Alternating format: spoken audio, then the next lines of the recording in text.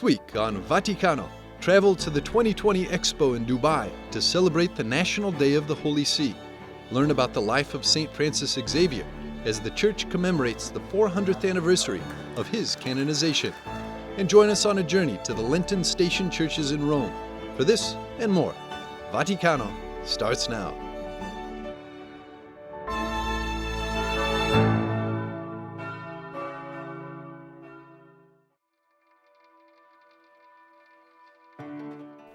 The Holy See, the world's smallest sovereign nation, hosts a pavilion on a global level at the World Expo. The 2020 Expo, postponed due to COVID, is being hosted in Dubai with the theme Connecting Minds, Creating the Future. The Holy See's pavilion focuses on being a place of encounter, promoting the connection between science and faith, intercultural and interreligious dialogue, and human fraternity. 9 exhibits illustrate the Holy See's message of encounter. 3 of these highlight important meetings in history. The central exhibit, entitled The Creation, illustrating man's encounter with God. Then 2 exhibits revealing the importance of interreligious dialogue. The first is St. Francis' meeting with the Sultan of Egypt, Malik al-Kamil, in 1219, and the second, 800 years later, is Pope Francis' encounter with the Grand Imam of Al-Azhar, Ahmad al-Tayyib. Both of these encounters paved the way for greater dialogue between the two faiths.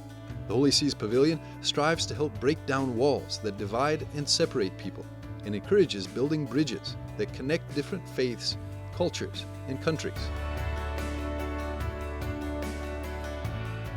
For 170 years, the World Expo has been showcasing monumentous innovations, such as the Eiffel Tower and the Statue of Liberty. But beyond these inventions and advancements, the expos serve as a platform of global cultural sharing.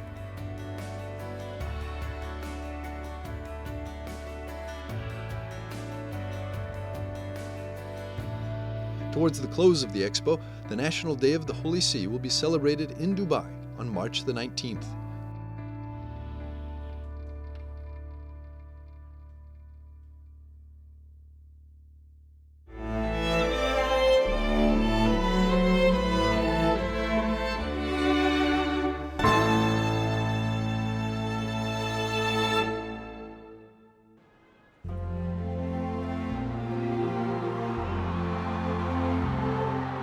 For many, it was a surprise when Jorge Mario Bergoglio entered the Loggia of St. Peter's Basilica on March the 13th, 2013. Fratelli e sorelle, buonasera. Prima di tutto vorrei fare una preghiera per il nostro vescovo emerito, Benedetto XVI. Not only had his first name and work clothes changed, as Pope Francis, he would henceforth sit on the chair of St. Peter and lead the church. The unique thing about it was that for the first time, there would be another person wearing a white papal cassock at the presentation of the new Pope. Pope Benedict XVI had resigned as Pope on February 28, 2013, and now watched on television as his successor appeared before the faithful for the first time on the Loggia. A few months after his election as Pope, his first trip outside of Rome took him to the island of Lampedusa in July of 2013, where many refugees had lost their lives crossing the sea from the Tunisian coast to Italy. It was a visit with symbolic power.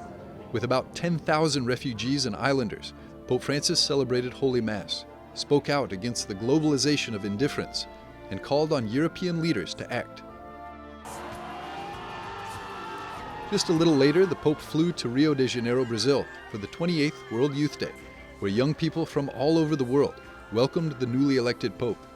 Queridos jóvenes, cuando vuelvan a sus casas, no tengan miedo de ser generosos con Cristo.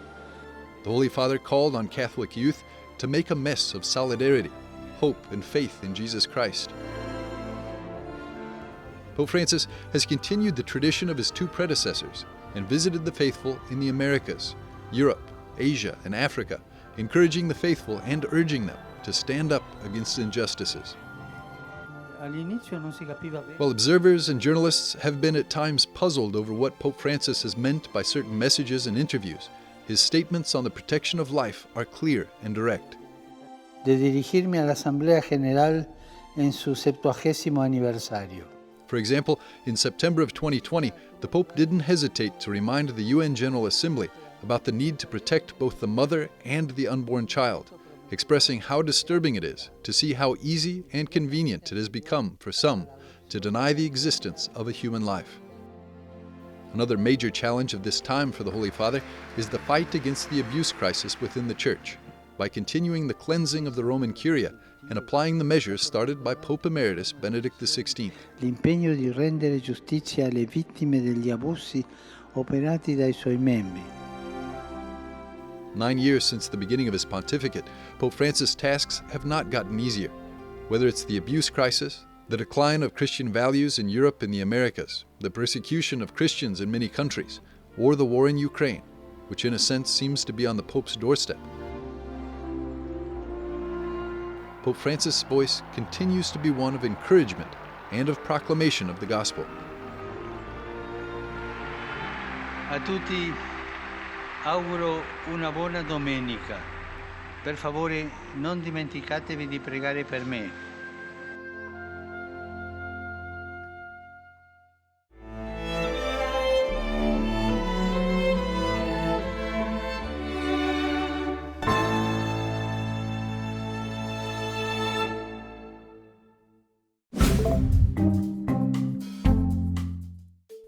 Hello, and welcome to this week's Vaticano Updates. Pope Francis said that the Holy See is ready to do everything to put itself at the service of peace. The Holy Father demanded that humanitarian corridors be established for Ukrainian refugees and called the war madness.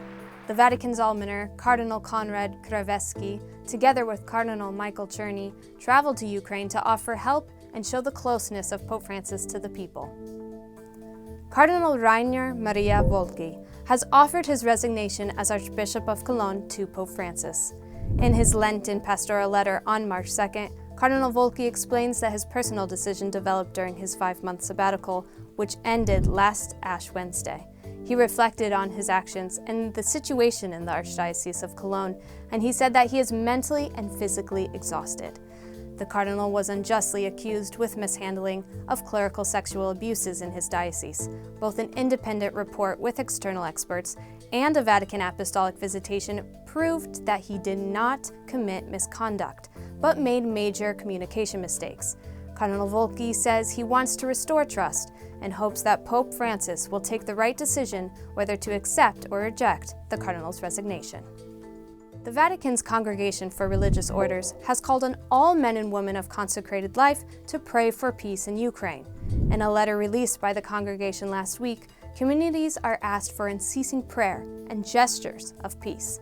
The letter states, "Let us pray, wherever possible, together with our brothers and sisters of the Christian churches and Christian communities, and let us include others in prayer." The Vatican announced Pope Francis will visit the Democratic Republic of Congo and South Sudan in July. According to the Holy See Press Office, the Pope will visit the African countries from July 2nd to the 7th at the invitation of the respective heads of states and bishops. Pope Francis will be the first Pope to visit South Sudan. Blessed Father Titus Brandsma, as well as the two blessed nuns, Sister Mary Riviere and Sister Mary of Jesus Santo Canale, will be canonized. This was decided by the consistory headed by Pope Francis. Father Titus Brandsma was a Dutch Capuchin priest who was murdered in the Dachau concentration camp because of his opposition to the Nazi regime. Sister Maria Ravier is the foundress of the Congregation of the Sisters of the Presentation of Mary, and Blessed Mary of Jesus, born Carolina Santo Canale, founded the Congregation of the Capuchin Sisters of the Immaculate Conception of Lourdes. The canonization is scheduled to take place in Rome on May 15th of this year. On the same day, the French hermit Charles de Foucauld will be canonized. Thank you for joining us for this week's Vaticano Updates, and enjoy the rest of Vaticano. I'm Rachel Lanz for EWTN Vaticano in Rome.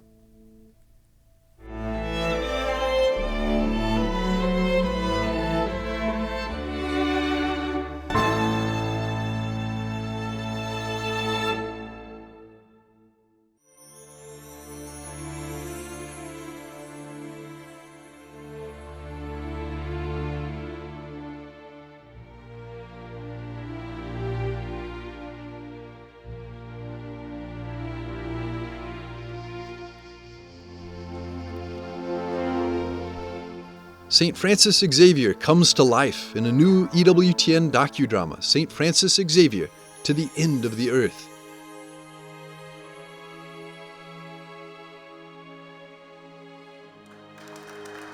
The screening marks the 4th centenary of the canonization of the two great Jesuit friends, St. Francis Xavier and St. Ignatius of Loyola.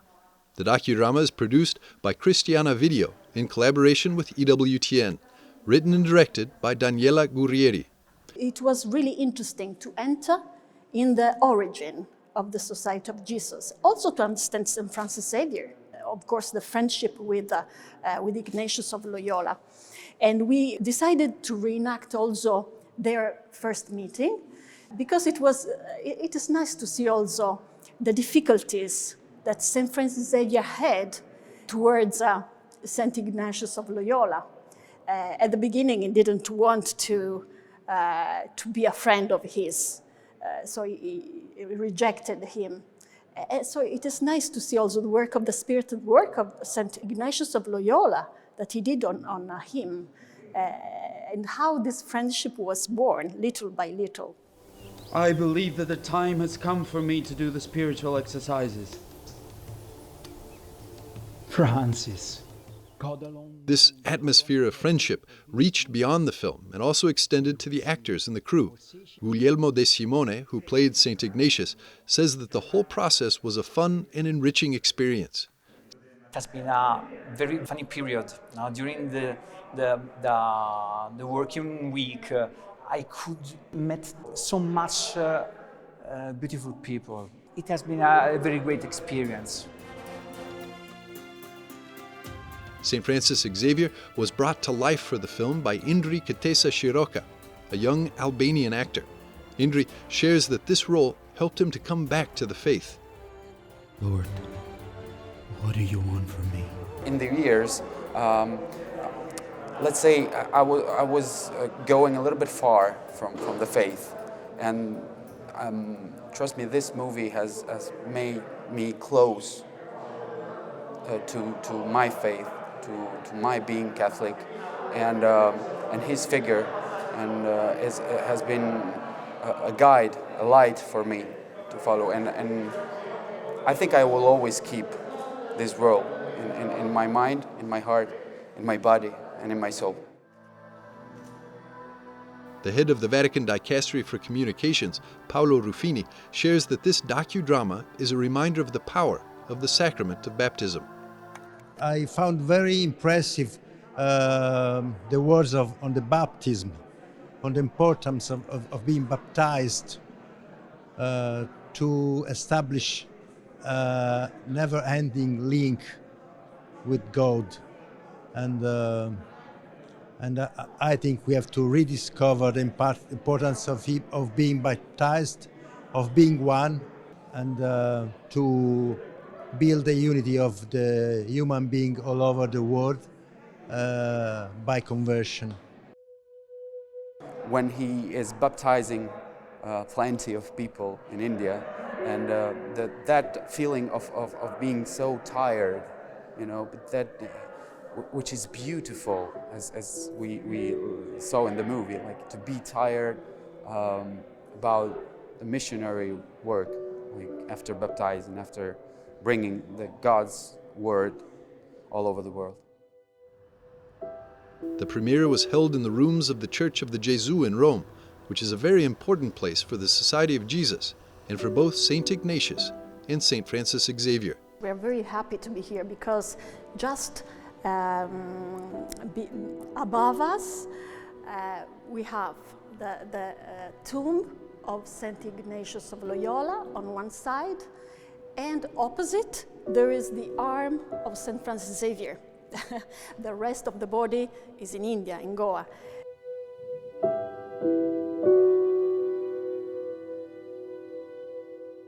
The importance of a relic is really strong. We have his arm, the arm of St. Francis Xavier, that through which he baptized thousands and thousands of people. This is why the relic of the arm was brought here. And so it is very meaningful to be here, to have a screening, a first public screening here in Rome at the Jesuits' main church, Church of the Gesù.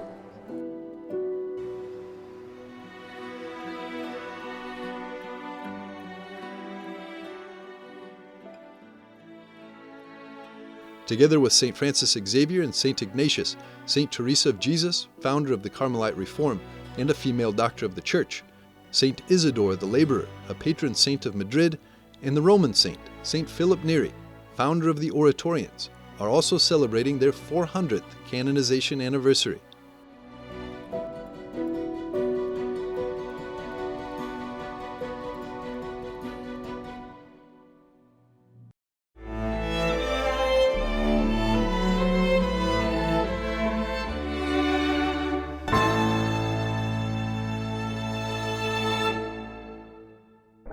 L'amore che strappa i capelli è perduto ormai, non resta che qualche.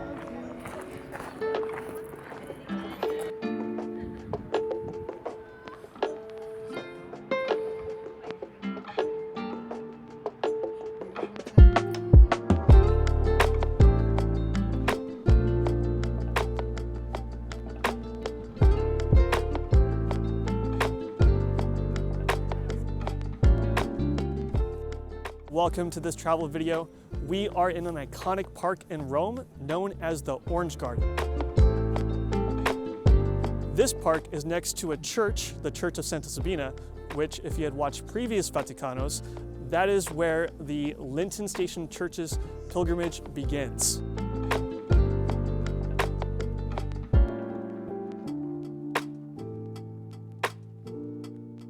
From my experience living in Rome these past 5 years, one of the greatest surprises I discovered initially, and I think many others find too when they come to the Eternal City, is the unexpected number of churches, many times containing relics and tombs of early Christian martyrs.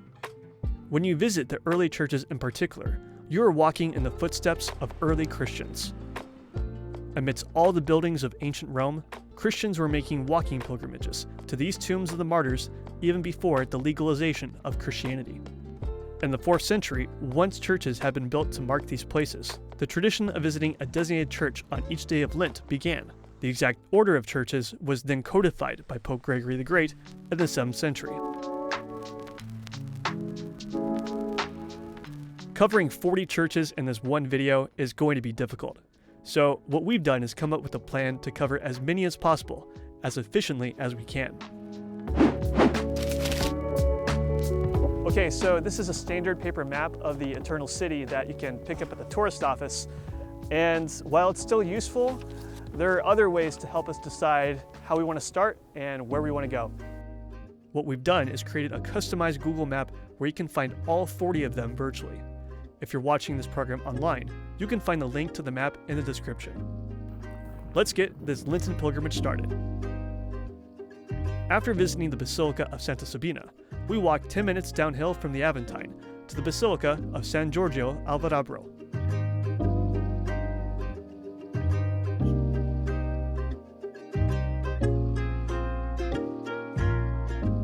Experiences at churches vary when you visit. Sometimes you have the place almost all to yourself. And other times there will be a large group with a mass happening, maybe even with a cardinal. We go next to others within walking distance that allow you to also see places of ancient Rome, such as St. Anastasia, which is next to the Circus Maximus. Then, from the Roman Forum and Palatine Hill, you can visit Santi Giovanni e Paolo, a beautiful Baroque church with Roman houses underneath.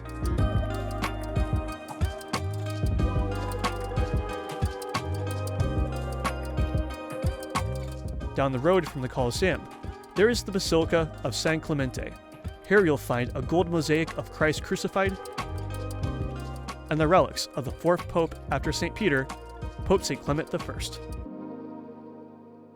Okay, it's a little windy, but thank you for joining us on this tour. As we can see, when you visit these churches, you can design the pilgrimage any way you prefer. You can focus on the churches themselves with extra time for prayer. You can mix it in with a side of ancient ruins, or you can get a feel for the Rome of today.